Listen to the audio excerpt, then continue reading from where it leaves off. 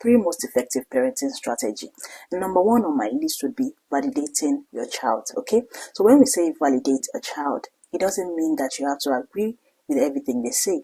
It just means that you acknowledge the fact that what they're saying is normal. Some people have felt like that before.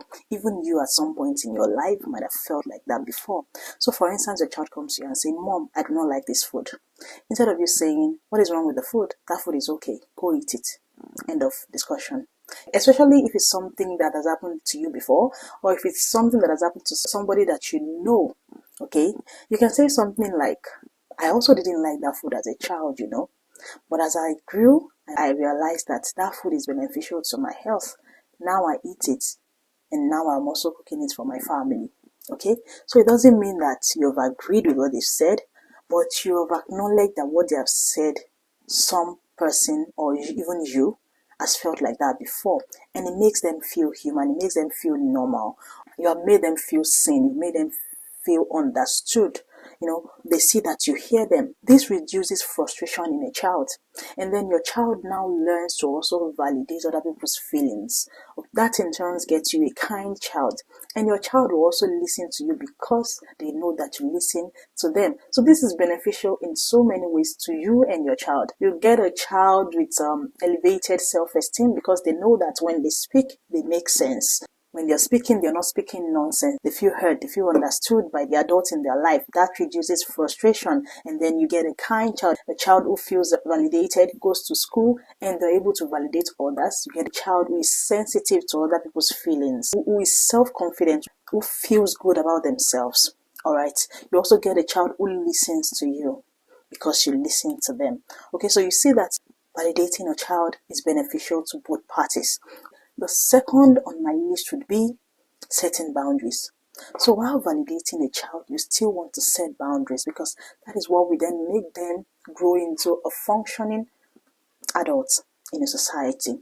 All right. When you set boundaries, your child then internalizes limits and then they are able to self-discipline as an adult. That is what will help your child when they work in an office, when they lead, when they work for someone. Setting boundaries is teaching responsibility. It is teaching accountability. It is forming a kind of structure, making your child safely explore the world, have a freedom to grow, but within some set rules. A child still need guidance, and that guidance is what to help them become a functioning adult in the society. Those boundaries prepares them for the world. It helps them develop meaningful relationship because they're able to respect other people. They're able to respect friends. They're able to respect whatever relationship they find themselves in. Third and last on my list is be ready to say sorry to your child. Do not live with ego. Do not be a parent with ego.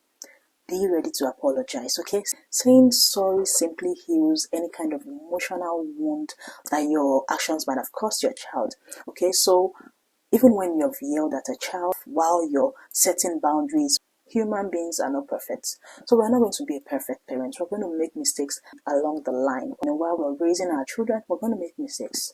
We must be ready to apologize, okay? Because conflicts are part of life, okay? And when we do not apologize, resentments grow. And a child that you've loved, that you've nurtured, shouldn't have to resent you. But when you're able to say, I'm sorry, I didn't know that my actions hurt you like that. I didn't mean to. Please forgive me. That simply repairs your relationship. If there has been any crack in the relationship, that simply heals it. Be ready to apologize when your child says, Mom, I do not like this that you've done, or you've seen that you've overreacted. And these three things would help you raise a well-rounded child that you'll be proud of, and you'll be proud of yourself as a parent. I hope you learned a thing or two. If you haven't subscribed to my YouTube channel, please make sure you subscribe. Cheers.